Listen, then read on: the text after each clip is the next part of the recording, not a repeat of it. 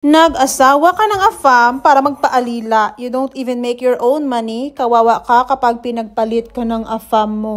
Hala ka, grabe naman yan. By the way mga madam, happy Sunday, good morning. Maglinis-linis muna ako. Syempre, para may silbi naman tayo dito sa bahay. Ang bilis lang pala ng panahon, no? 8 months na akong buntis. Next month, manganganak na ako. At thank God, kasi feeling ko energetic pa rin ako, guys. Hindi ako palaging nakaupo, palagi akong naglalakad, tayo-tayo. Pero speaking sa sinabi niya, na nagpaalila lang daw ako sa afam. So, sino ba yung maglilinis dito sa bahay? Yung asawa ko na nagtatrabaho? Siguro, itong comment na to, hindi ito naglilinis sa bahay niya. At sino yung magluluto? Yung asawa ko din na galing pa sa trabaho. Alam nga naman, syempre ako. Plus dito guys, kahit alila ako, may maaliwalas ako na bahay. Malinis, may peaceful na lugar. At hindi ako na problema sa aking pangkape, panggatas, pangbigas. May asawa akong responsable at hindi lasinggero at hindi cheater. Kaya kung ganyan lang naman yung aasawahin mo, hindi ka nalugi. Tapos pag hindi ako magtrabaho, okay lang yan sa kanya. Importante, masaya at nagmamahalan, 'di ba? Makapagsabi talaga yung mga Filipino, no? Akala nila yung misis nila sa bahay, hindi nila pinagtatrabaho. Feeling siguro princess. Bakit yung mga Pinay dyan, same lang naman yung gawain dito. Sila yung naglalaba, nagluluto, naghugas ng pinggan, lahat-lahat. Mga minsan yung Pinoy. Basta ayaw ko nang mag-talk, bye.